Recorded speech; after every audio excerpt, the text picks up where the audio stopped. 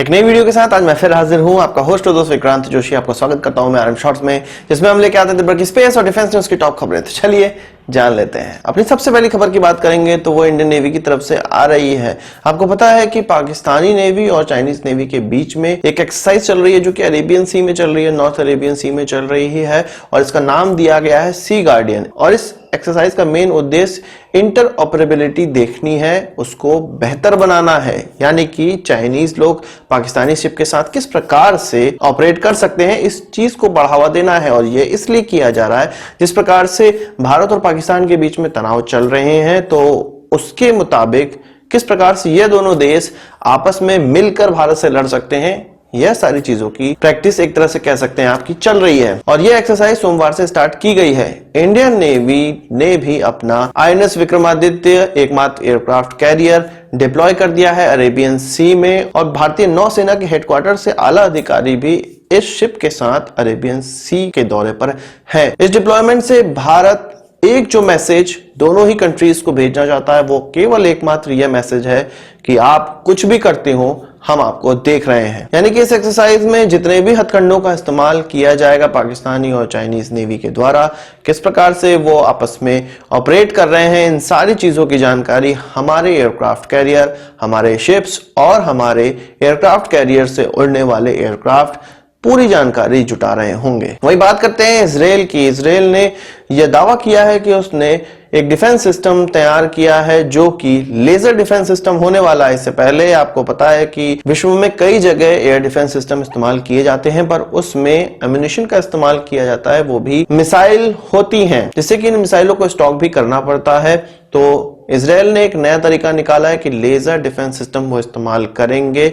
अभी इसका ट्रायल इसी साल के अंत तक होने की संभावना है। इसका डिप्लॉयमेंट कब तक होगा यह इजराइल ने घोषणा नहीं की है, पर खाड़ी के क्षेत्र में होने वाले तनाव के मद्देनजर उन्होंने ये घोषणा जरूर कर दी है कि वो लेजर डिफेंस सिस्टम तैयार कर रहे हैं। इस लेजर डिफेंस सिस्टम को इलेक्ट्रिसिटी से पावर दी जाएगी, जो कि उनके एयर डिफेंस सिस्टम आयरन डोम के साथ ही काम करेगा, उसी के साथ इंटीग्रेट किया जाएगा। तो एक नई पहल है इजराइल के द्वारा, जिससे कि एयर डिफेंस सिस्टम में एक नई क्रांति आने वाली है। अब बात करते हैं भारत और पाकिस्तान के रिश्तों की। पाकिस्तान ने अब बांग्लादेश में रोहिंग्या मुस्लिम्स 40 रोहिंग्या मुस्लिम्स को तैयार करना स्टार्ट कर दिया है, जो कि भारत में आतंकवादी गतिविधियों में इन्वॉल्व होने वाले हैं। बांग्लादेश की एक टेररिस्ट ऑर्गेनाइजेशन है जमाते मुजाहिदीन, और इनके ही ये टेररिस्ट हैं जिनको आईएसआई के द्वारा फंडिंग की जा रही है, और अभी हाल ही में 1 करोड़ रुपए की उनको फंडिंग की गई है, जो कि सऊदी अरेबिया और मलेशिया के थ्रू करवाई गई है। आप जानते हैं कि म्यांमार में बुद्धिस्ट और रोहिंग्या मुस्लिम के बीच में विवाद छिड़ा हुआ था, जिससे कि रोहिंग्या मुस्लिम्स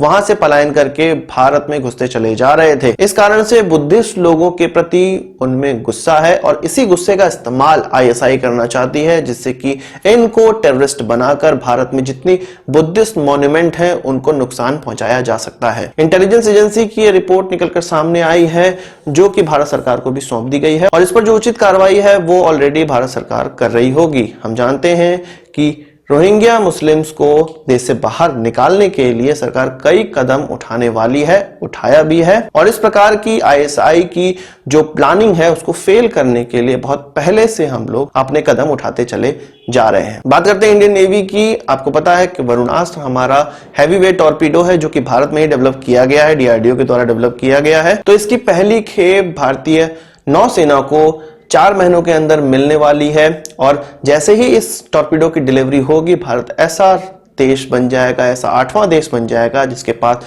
खुद की टॉर्पीडो, डेवलप की गई टॉर्पीडो हो। यह टॉर्पीडो अभी फिलहाल शिप के द्वारा लॉन्च की जा सकती है और किसी भी सबमरीन को निशाना बना सकती है।